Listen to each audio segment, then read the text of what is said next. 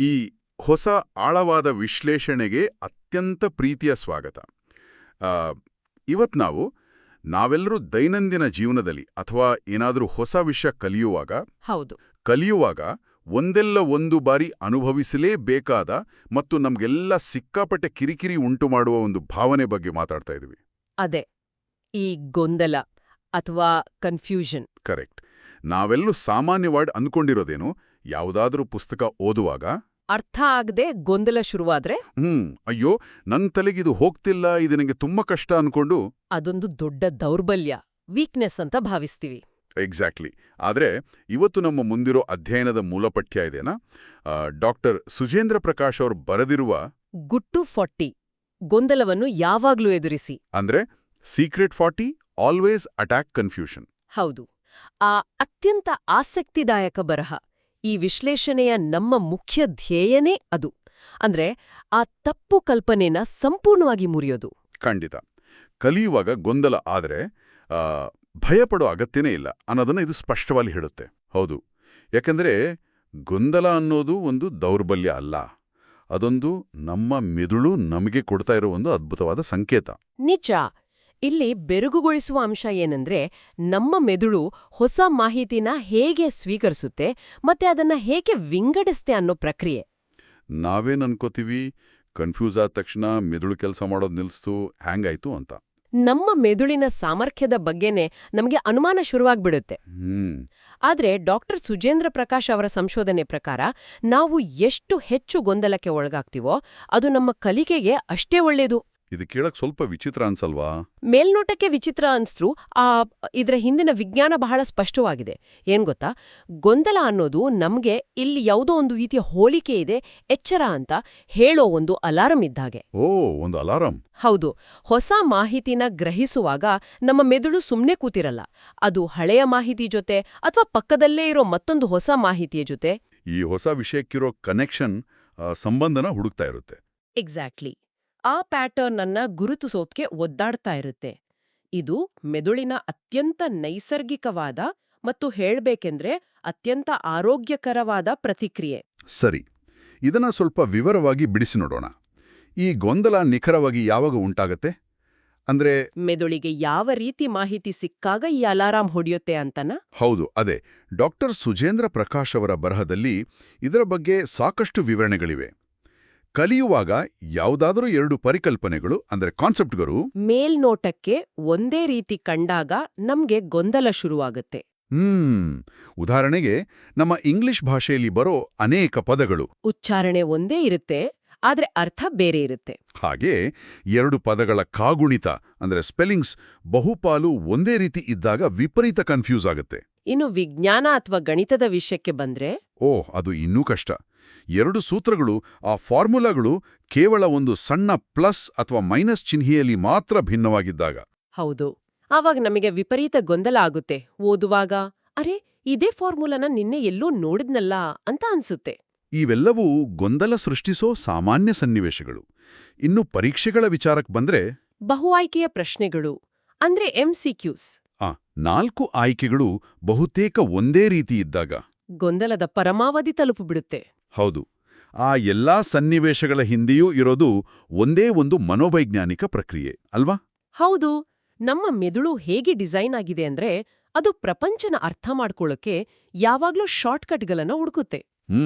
ಗೊಂದಲದ ನೈಜ ಅರ್ಥ ಏನಂದ್ರೆ, ನಮ್ಮ ಮೆದುಳು ಆ ಎರಡು ವಿಷಯಗಳ ನಡುವಿನ ಹೋಲಿಕೆನ ಅಂದ್ರೆ ಸಿಮಿಲಾರಿಟಿನ ಅತ್ಯಂತ ಯಶಸ್ವಿಯಾಗಿ ಗುರುತಿಸಿದೆ ಅಂತ. ಅಂದ್ರೆ ಮೆದುಳಿಗೆ ಇದೆಲ್ಲವೂ ಒಂದೇ ಕುಟುಂಬಕ್ಕೆ ಸೇರಿದ ವಿಷಯಗಳು ಅನ್ನೋದು ಅರ್ಥ ಆಗಿದೆ. ಎಕ್ಸಾಕ್ಟ್ಲಿ.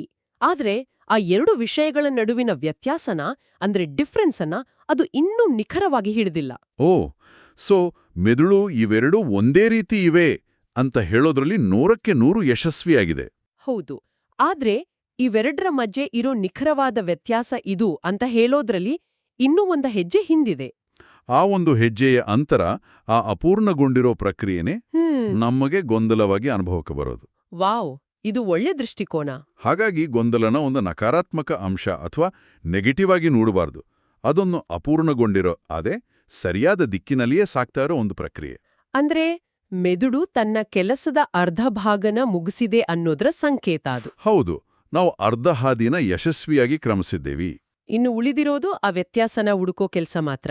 ಕರೆಕ್ಟ್. ಆದ್ರೆ ನಾವು ಸಾಮಾನ್ಯವಾಗಿ ಏನ್ ಮಾಡ್ತೀವಿ ಯೋಚಿಸಿ, ಬಹುತೇಕರು ಈ ಅರ್ಧ ಹಾದಿಯಲ್ಲೇ ಸೋಲೊಪ್ಕೊಂಡ್ಬಿಡ್ತಾರೆ. ಹೌದು. ಗೊಂದಲ ಆದ ತಕ್ಷಣ, ತಲೆನೋವು ಶುರುವಾದ ತಕ್ಷಣ ಆ ವಿಷಯನ ಅಥವಾ ಪುಸ್ತಕನ ಅಲ್ಲಿಗೆ ಮುಚ್ಚಿಟ್ಬಿಡ್ತೀವಿ. ಕಷ್ಟಕರವಾದ ಹೋಲಿಕೆಗಳು ಎದುರಾದಾಗ ಅದನ್ನ ಭೇದಿಸುವ ಬದಲು ಅದರಿಂದ ಓಡಿ ಹೋಗೋದೇ ಸುಲಭದ ದಾರಿ ಅಂತ ನಿರ್ಧರಿಸ್ಬಿಡ್ತೀವಿ. ಇದು ನನ್ನಿಂದಾಗಲ್ಲ, ಇದು ತುಂಬಾ ಕಾಂಪ್ಲಿಕೇಟೆಡ್ ಅನ್ಕೊಂಡು ಬೇರೆ ಸುಲಭವಾದ ವಿಷಯದ ಕಡೆಗೆ ವಾಲ್ತೀವಿ. ಇದನ್ನ ನಾವು ಸ್ವಲ್ಪ ವಿಶಾಲ ದೃಷ್ಟಿಕೋನದಿಂದ ನೋಡಿದ್ರೆ, ಅಂದ್ರೆ ಬಿಗ ಪಿಕ್ಚರಲ್ಲಿ, ಈ ಗೊಂದಲನ ತಪ್ಸೋದ್ರಿಂದ ಭವಿಷ್ಯದಲ್ಲಿ ಆಗೋ ಅನಾಹುತಗಳು ಎಷ್ಟೊಂದು ಗಂಭೀರವಾಗಿರುತ್ತೆ ಅನ್ನೋದು ಅರ್ಥ ಆಗತ್ತೆ. ಡಾಕ್ಟರ್ ಸುಜೇಂದ್ರ ಪ್ರಕಾಶ್ ಅವರು ತಮ್ಮ ಪಠ್ಯದಲ್ಲಿ ಈ ಓಡಿ ಹೋಗೋ ಪ್ರವೃತ್ತಿ ಬಗ್ಗೆ ಬಹಳ ಎಚ್ಚರಿಕೆಯ ಮಾತುಗಳನ್ನ ಹೇಳಿದ್ದಾರೆ. ಹೌದು. ವಿದ್ಯಾರ್ಥಿಗಳು ಅಥವಾ ಕಲಿಯುವ ಯಾವುದೇ ವ್ಯಕ್ತಿ ಗೊಂದಲಮಯ ವಿಷಯಗಳು ಎದುರಾದಾಗ ಈ ಕಷ್ಟಕರವಾದ ಹೋಲಿಕೆಗಳನ್ನ ವಿಶ್ಲೇಷಣೆ ಮಾಡದೇ ಬಿಟ್ರೆ ಏನಾಗುತ್ತೆ? ಮೆದುಳಿನಲ್ಲಿ ಒಂದು ರೀತಿಯ ಭ್ರಮೆ ಸೃಷ್ಟಿಯಾಗತ್ತೆ. ಹೌದು, ನಾನಿದನ್ನ ಓದಿದ್ದೀನಿ, ನನಗಿದು ಗೊತ್ತಿದೆ ಅನ್ನೋ ಭ್ರಮೆ. ಯಾವುದೇ ಸ್ಪಷ್ಟತೆ ಇಲ್ಲದೆಯೇ ಆ ವಿಷಯನ ಮೇಲ್ನೋಟಕ್ಕೆ ಮಾತ್ರ ಓದಿ ಮುಂದಕ್ಕೆ ಹೋದ್ರೆ ಅದು ಆ ಕ್ಷಣಕ್ಕೆ ತಾತ್ಕಾಲಿಕವಾಗಿ ಸಮಾಧಾನ ತರ್ಬೋದು. ಆ ಕ್ಷಣಕ್ಕೆ ಸಿಗೋ ನೆಮ್ಮದಿ ಅದು. ಆದರೆ ಇದರ ನಿಜವಾದ ಭಯಾನಕ ಪರಿಣಾಮ ಎದುರಾಗೋದು ನಮ್ಮ ಪರೀಕ್ಷಾ ಕೊಠಡಿಯಲ್ಲಿ ಅಥವಾ ನಿಜ ಜೀವನದಲ್ಲಿ ಆ ಜ್ಞಾನನ ಅನ್ವಯಿಸುವಾಗ. ಖಂಡಿತ. ಆ ಪರೀಕ್ಷಾ ಕೊಠಡಿಯ ವಾತಾವರಣ ನೆನಪಿಸ್ಕೊಂಡ್ರೆ ಈಗಲೂ ಬೆವರು ಬರುತ್ತೆ. ಈ ಗೊಂದಲದಿಂದ ಓಡಿ ಹೋಗೋ ಪ್ರವೃತ್ತಿಯಲ್ಲಿ ಬಹಳ ದುಬಾರಿಯಾಗುತ್ತೆ. ವಿಶೇಷವಾಗಿ ಇಂದಿನ ಸ್ಪರ್ಧಾತ್ಮಕ ಜಗತ್ತಿನಲ್ಲಿ ಎಲ್ಲಿ ನೋಡಿದ್ರೂ ಬಹು ಆಯ್ಕೆಯ ಪ್ರಶ್ನೆಗಳೇ, ಅಂದ್ರೆ MCQs. ಈ ಪ್ರಶ್ನೆ ಪತ್ರಿಕೆಗಳನ್ನ ಸಿದ್ಧಪಡಿಸುವವರ ಮನಸ್ಥಿತಿ ಹೇಗಿರುತ್ತೆ ಅಂತ ಈ ಪಠ್ಯದಲ್ಲಿ ಹೇಳಿರೋದು ಬಹಳ ಇಂಟ್ರೆಸ್ಟಿಂಗ್ ಆಗಿದೆ. ಹೌದು. ಅವರು ಈ ಪ್ರಶ್ನೆಗಳ ಮೂಲಕ ನಮ್ಮಲ್ಲಿರೋ ಇದೇ ಹೋಲಿಕೆಯ ಗೊಂದಲನ ಬಂಡವಾಳವಾಗಿ ಬಳಸ್ಕೊಳ್ತಾರೆ. ಅವರು ಪ್ರಶ್ನೆನ ಕಷ್ಟ ಮಾಡೋದಿಲ್ಲ, ಬದಲಾಗಿ ಆಯ್ಕೆಗಳನ್ನ ವಿನ್ಯಾಸಗೊಳಿಸೋದೇ ನಮ್ಮನ್ನ ಆ ಗೊಂದಲದ ಬಲೆಗೆ ಬೀಳಿಸೋಕೆ.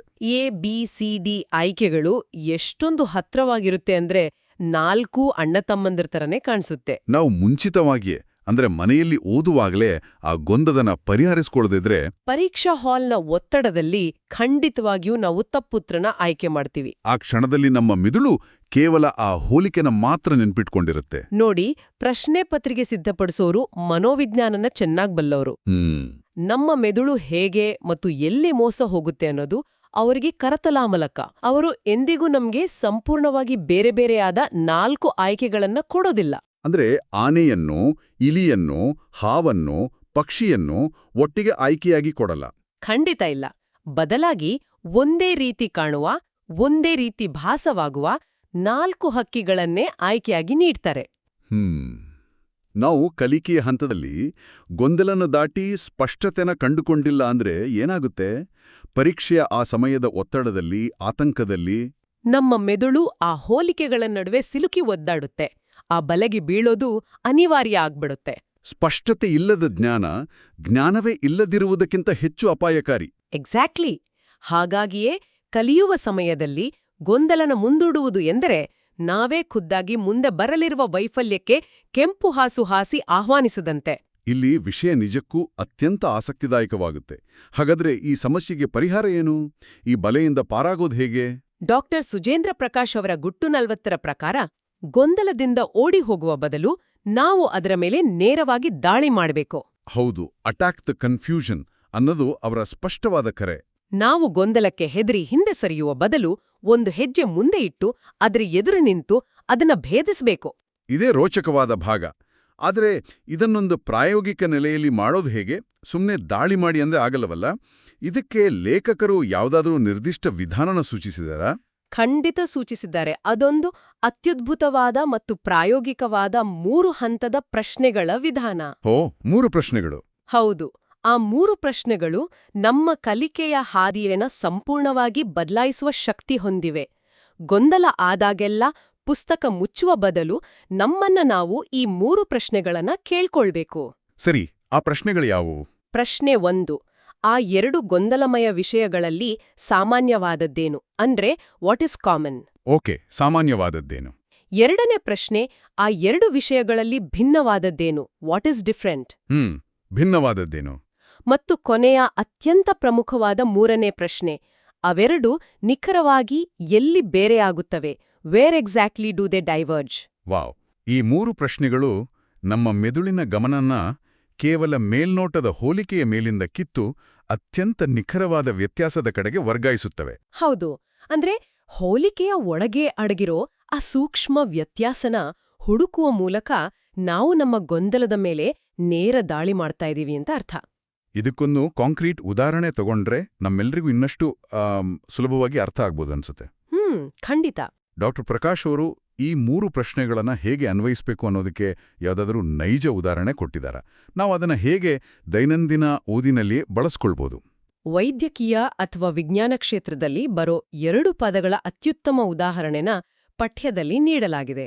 ಆ 2 ಪದಗಳು ಅಂದ್ರೆ ಹೈಪರ್ಗ್ಲೈಸೀಮಿಯಾ ಮತ್ತು ಹೈಪೋಗ್ಲೈಸೀಮಿಯಾ. ಹೈಪರ್ಗ್ಲೈಸೀಮಿಯಾ ಮತ್ತು ಹೈಪೋಗ್ಲೈಸೀಮಿಯಾ. ಇದು ಕೇಳೋಕೆ ಬಹುತೇಕ ಒಂದೇ ತರ ಇದೆಯಲ್ಲ? ಹೌದು. ಈಗ ಜೀವಶಾಸ್ತ್ರನ ಕಲಿಯೋ ಆರಂಭಿಕ ಹಂತದ ವಿದ್ಯಾರ್ಥಿಯೊಬ್ಬ ಈ 2 ಪದಗಳನ್ನ ನೋಡಿದಾಗ ವಿಪರೀತ ಗೊಂದಲ ಆಗೋದು ತೀರಾ ಸಹಜ. ಖಂಡಿತ. ಇವೆರಡೂ ಪದಗಳು ನೋಡಲು ಮತ್ತು ಕೇಳಲು ಬಹುತೇಕ ಒಂದೇ ರೀತಿ ಇವೆ. ಇವೆರಡರ ಮಧ್ಯೆ ಇರೋ ಈ ವಿಪರೀತ ಹೋಲಿಕೆನೇ ನಮ್ಮ ಮೆದುಳಿನ ಅಲಾರಾಂ ಬಡಿಯೋಕೆ ಕಾರಣ. ಎಕ್ಸಾಕ್ಟ್ಲಿ. ಈಗ ಗೊಟ್ಟು 40ರ ಆ 3 ಪ್ರಶ್ನೆಗಳ ಪ್ರಕಾರ ನಾವು ಈ ಗೊಂದಲದ ಮೇಲೆ ಹೇಗೆ ದಾಳಿ ಮಾಡ್ಬೋದು ಅಂತ ನೋಡೋಣ. ಸರಿ, ಮೊದಲನೇ ಪ್ರಶ್ನೆ ಕೇಳೋಣ. ಇವೆರಡರಲ್ಲಿ ಸಾಮಾನ್ಯವಾದದ್ದೇನು? ಹೌದು, 2 ಪದಗಳಲ್ಲಿ ಗ್ಲೈಸೀಮಿಯಾ ಅನ್ನೋ ಪದ ಇದೆ. ಗ್ಲೈಸೀಮಿಯಾ ಅಂದ್ರೆ ರಕ್ತದಲ್ಲಿನ ಸಕ್ಕರೆಯ ಮಟ್ಟನ ಸೂಚಿಸುವ ಸಾಮಾನ್ಯ ಪದ. ಇದು 2ರಲ್ಲೂ ಇದೆ. ಇದು ನಮ್ಮ ಮೊದಲ ಪ್ರಶ್ನೆಗೆ ಉತ್ತರ. ಓಕೆ, ಈಗ ಎರಡನೇ ಪ್ರಶ್ನೆ, ಭಿನ್ನವಾದದ್ದೇನು? ಪದಗಳನ್ನ ಸೂಕ್ಷ್ಮವಾಗಿ ಗಮನಿಸಿದ್ರೆ ಮೊದಲ ಪದ ಹೈಪರ್ ಅಂತ ಶುರುವಾಗುತ್ತೆ, ಎರಡನೇ ಪದ ಹೈಪೋ ಅಂತ ಶುರುವಾಗುತ್ತೆ. ಹೈಪರ್ ಮತ್ತು ಹೈಪೋ. ಈಗ ಅಂತಿಮ 3ನೇ ಪ್ರಶ್ನೆ ಬರುತ್ತೆ. ಅವೆರಡು ನಿಖರವಾಗಿ ಎಲ್ಲಿ ಬೇರೆಯಾಗ್ತವೆ? ಗ್ರೀಕ್ ಮೂಲದ ಈ ಪದಗಳಲ್ಲಿ ಹೈಪರ್ ಅಂದ್ರೆ ಹೆಚ್ಚು, ವಿಪರೀತ ಅಂದ್ರೆ ಹೈ ಅಥವಾ ಓವರ್ ಅಂತ ಅರ್ಥ, ಮತ್ತು ಹೈಪೋ ಅಂದ್ರೆ ಕಡಿಮೆ, ಲೋ ಅಥವಾ ಅಂಡರ್ ಅಂತ ಅರ್ಥ. ಆಹಾ, ಇಷ್ಟನ್ನ ನಾವು ನಿಖರವಾಗಿ ವ್ಯಾಖ್ಯಾನಿಸಿ ಬೇರ್ಪಡಿಸಿದ್ರೆ ಆ ಕ್ಷಣದಲ್ಲೇ ನಮ್ಮ ಮಿದುಳಿನಲ್ಲಿದ್ದ ಗೊಂದಲ ಶಾಶ್ವತವಾಗಿ ಮರೆಯಾಗುತ್ತೆ. ಹೌದು. ಹೈಪರ್ಗ್ಲೈಸೀಮಿಯಾ ಅಂದ್ರೆ ರಕ್ತದಲ್ಲಿ ಸಕ್ಕರೆ ಅಂಶ ಹೆಚ್ಚಾಗಿರೋದು, ಹೈಪೋಗ್ಲೈಸೀಮಿಯಾ ಅಂದ್ರೆ ಕಡಿಮೆಯಾಗಿರೋದು. ನಮ್ಮ ಮೆದುಳು ಆ ಸಣ್ಣ ವ್ಯತ್ಯಾಸನ ಒಮ್ಮೆ ಸ್ಪಷ್ಟವಾಗಿ ಹಿಡಿದಿಟ್ಕೊಂಡ್ರೆ ಭವಿಷ್ಯದಲ್ಲಿ ಆ ಪದಗಳು ಎಷ್ಟೇ ಬಾರಿ ಎದುರಾದ್ರೂ, ಎಂಥ ಒತ್ತಡದ ಪರಿಸ್ಥಿತಿ ಇದ್ರೂ ಗೊಂದಲ ಉಂಟಾಗೋದಿಲ್ಲ. ವಾವ್! ಅಂದ್ರೆ ಆ ಗ್ಲೈಸೀಮಿಯಾ ಅನ್ನೋದು ಕೇವಲ ಒಂದು ಹಿನ್ನೆಲೆಯ ಶಬ್ದ ಅಷ್ಟೇ.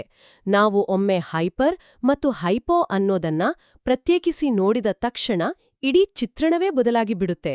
ಇದು ಕೇಳಲು ಬಹಳ ಸುಲಭ ಅನ್ಸುತ್ತೆ, ಆದರೆ ಓದುವ ಭರದಲ್ಲಿ ನಾವಿದನ್ನ ಮಾಡೋದಿಲ್ಲ. ನಿಜ.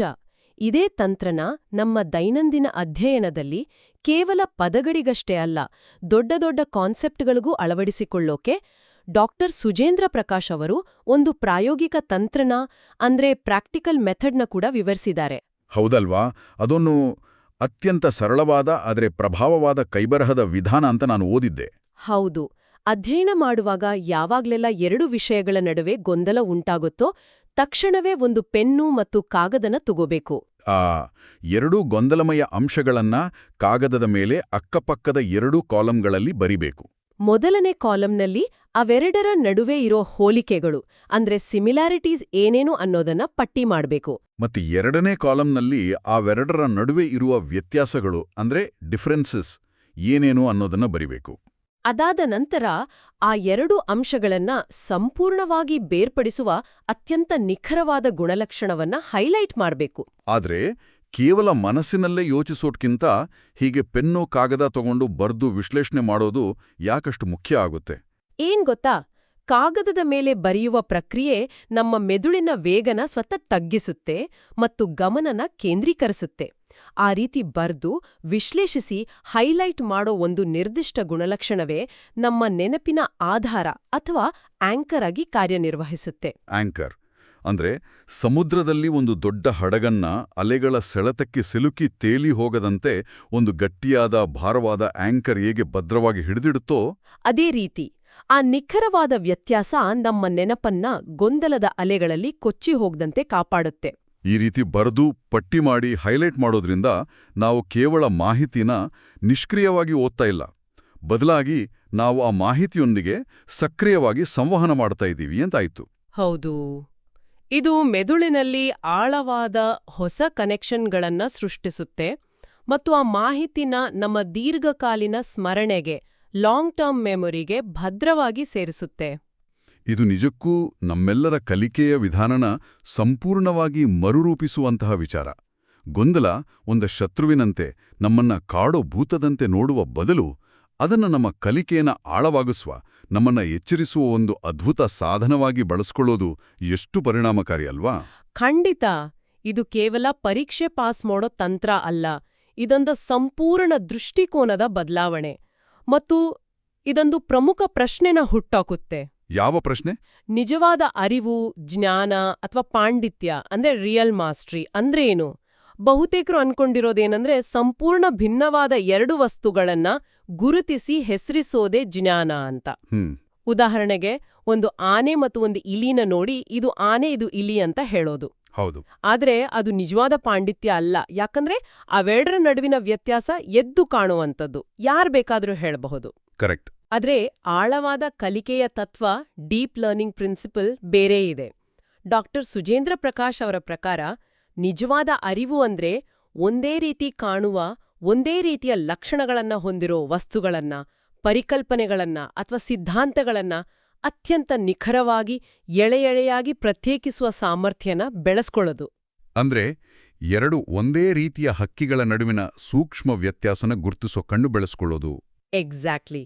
ಆ ಸಣ್ಣ ಸಣ್ಣ ಸೂಕ್ಷ್ಮವಾದ ವ್ಯತ್ಯಾಸಗಳನ್ನ ಗಮನಿಸೋ ಕೌಶಲ್ಯನೇ ನಿಜವಾದ ಪಾಂಡಿತ್ಯಕ್ಕೆ ದಾರಿ. ಪಠ್ಯವು ಈ ಯಶಸ್ಸಿನ ಸೂತ್ರನ ಬಹಳ ಸುಂದರವಾಗಿ ಮತ್ತು ಸರಳವಾಗಿ ಕಟ್ಟಿಕೊಟ್ಟಿದೆ. ಗೊಂದಲದಿಂದ ಸ್ಪಷ್ಟೀಕರಣದ ಕಡೆಗೆ ಮತ್ತು ಸ್ಪಷ್ಟೀಕರಣದಿಂದ ಪಾಂಡಿತ್ಯದ ಕಡೆಗೆ. ಅಂದ್ರೆ ಕನ್ಫ್ಯೂಷನ್ನಿಂದ ಕ್ಲಾರಿಫಿಕೇಷನ್ಗೆ, ಅಲ್ಲಿಂದ ಮಾಸ್ಟರಿಗೆ. ಹೌದು. ಗೊಂದಲ ಉಂಟಾದಾಗ ಅದು ನಮ್ಮ ಕಲಿಕೆಯ ಮೊದಲನೇ ಮೆಟ್ಲು. ಆ ಗೊಂದಲನ ಮೇಲೆ ಹೇಳಿದ 3 ಪ್ರಶ್ನೆಗಳ ಮೂಲಕ, ಪೆನ್ನು ಕಾಗದ ಹಿಡಿದು ಹೋಲಿಕೆ ವ್ಯತ್ಯಾಸಗಳನ್ನ ಪಟ್ಟಿ ಮಾಡುವ ಮೂಲಕ ಭೇದಿಸಿದಾಗ ನಮಗ ಸ್ಪಷ್ಟೀಕರಣ ಸಿಗುತ್ತೆ. ಒಮ್ಮೆ ಆ ಸ್ಪಷ್ಟೀಕರಣ ನಮ್ಮ ಮೆದುಳಿನಲ್ಲಿ ಆಂಕರ್ನಂತೆ ಬೇರೂರಿದ್ರೆ ನಾವು ಆ ನಿರ್ದಿಷ್ಟ ವಿಷಯದಲ್ಲಿ ಪಾಂಡಿತ್ಯನ ಸಾಧಿಸ್ತೀವಿ. ಹಾಗಾಗಿ ಗೊಂದಲ ಅನ್ನೋದು ಒಂದು ಉಡುಗೊರೆ, ಒಂದು ಗಿಫ್ಟ್. ಅದು ನಮ್ಮ ಮೆದುಳು ಹೊಸ ವಿಷಯಗಳನ್ನ ಕಲಿಯೋಕೆ ಸಿದ್ಧವಾಗಿದೆ, ಅದು ಎಚ್ಚರವಾಗಿದೆ, ಅದು ನಮ್ಮ ಪರವಾಗಿ ಕೆಲಸ ಮಾಡ್ತಿದೆ ಅನ್ನೋದರ ಸ್ಪಷ್ಟ ಸಂಕೇತ ಅಂತ ನಾವೆಲ್ಲರೂ ದೃಢವಾಗಿ ನಂಬಬೇಕು. ಹೌದು. ಈ ಇಡೀ ಪ್ರಕ್ರಿಯೆನ ನಾವು ನಮ್ಮ ಮೆದುಳಿಗೆ ನೀಡೋ ಒಂದು ಅತ್ಯುತ್ತಮ ತರಬೇತಿಯಂತೆ ನೋಡಬಹುದು. ಪ್ರಾರಂಭದಲ್ಲಿ ಈ ರೀತಿ ಪ್ರತಿ ಬಾರಿಯೂ ಪೆನ್ನು, ಕಾಗದ ಹಿಡಿದು ಹೋಲಿಕೆಗಳನ್ನ ಪಟ್ಟಿ ಮಾಡೋದು, ಆ ಸೂಕ್ಷ್ಮ ವ್ಯತ್ಯಾಸಗಳನ್ನ ಹುಡುಕೋದು ಸ್ವಲ್ಪ ಶ್ರಮದಾಯಕ ಅನ್ಸ್ಬೋದು, ಸಮಯ ವೇಸ್ಟ್ ಆಗ್ತಿದೆ ಅಂತಾನೂ ಅನ್ಸ್ಬೋದು. ಆದ್ರೆ ಇದನ್ನ ನಿಯಮಿತವಾಗಿ ಅಭ್ಯಾಸ ಮಾಡ್ತಾ ಹೋದಂತೆ ನಮ್ಮ ಮೆದುಳು ಈ ತಾರತಮ್ಯ ಮಾಡೋ ಸಾಮರ್ಥ್ಯನ, ಅಂದ್ರೆ ಡಿಸ್ಕ್ರಿಮಿನೇಷನ್ ಪವರನ್ನ ಬಹಳ ವೇಗವಾಗಿ ಕರಗತ ಮಾಡ್ಕೊಡುತ್ತೆ.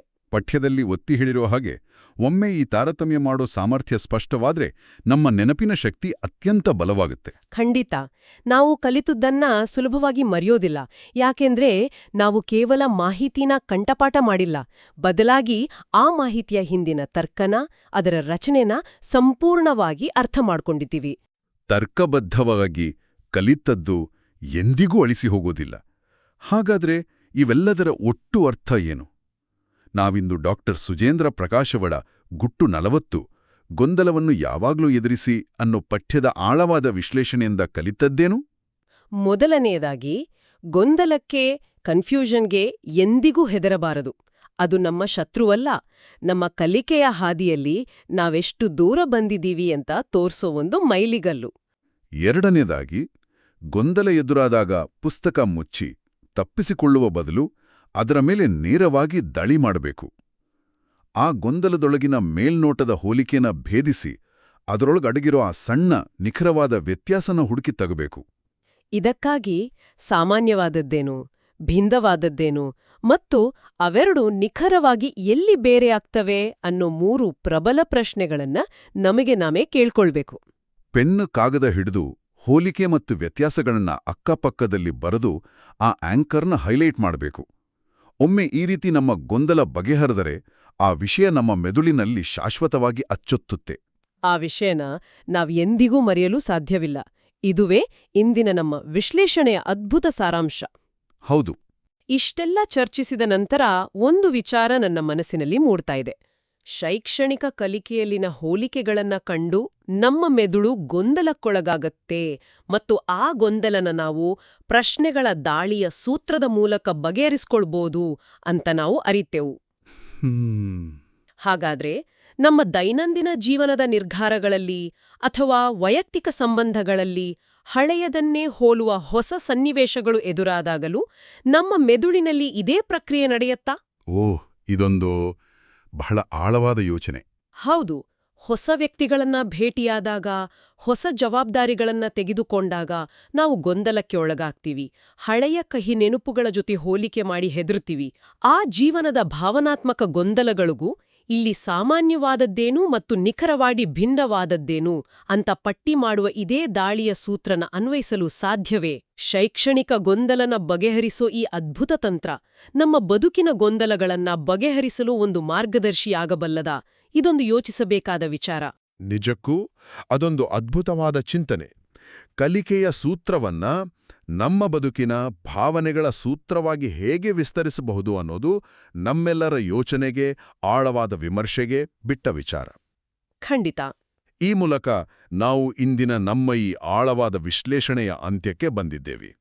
ಗೊಂದಲನ ಒಂದು ನಕಾರಾತ್ಮಕ ಭಾವನೆಯಿಂದ ಶಕ್ತಿಶಾಲಿ ಅಸ್ತ್ರವಾಗಿ ನೋಡಲು ಕಲಿಸಿದ ಡಾಕ್ಟರ್ ಸುಜೇಂದ್ರ ಪ್ರಕಾಶ್ ಅವರ ಗುಟ್ಟು ಕನ್ನಡದಲ್ಲೂ ಈ ಆಸಕ್ತಿದಾಯಕ ಅಧ್ಯಯನ ನಿಜಕ್ಕೂ ಕಣ್ಣು ತೆರೆಸುವಂತಿತ್ತು. ಇನ್ಮುಂದೆ ಗೊಂದಲವಾದಾಗ ಓಡಿ ಹೋಗದಿರಿ, ಅದರ ಮೇಲೆ ನೇರವಾಗಿ ದಾಳಿ ಮಾಡಿ. ಮುಂದಿನ ಆಳವಾದ ವಿಶ್ಲೇಷಣೆಯಲ್ಲಿ ಮತ್ತೊಂದು ಕುತೂಹಲಕಾರಿ ವಿಷಯದೊಂದಿಗೆ, ಜ್ಞಾನದ ಹೊಸ ಆಯಾಮದೊಂದಿಗೆ ಭೇಟಿಯಾಗೋಣ. ಅಲ್ಲಿಯವರೆಗೂ ಪ್ರಶ್ನಿಸುವ ಗುಣ, ಗೊಂದಲನ ಎದುರಿಸುವ ಧೈರ್ಯ ಮತ್ತು ಕಲಿಯುವ ಈ ಉತ್ಸಾಹ ಹೀಗೆ ಮುಂದುವರಿಯಲಿ. ನಮಸ್ಕಾರ.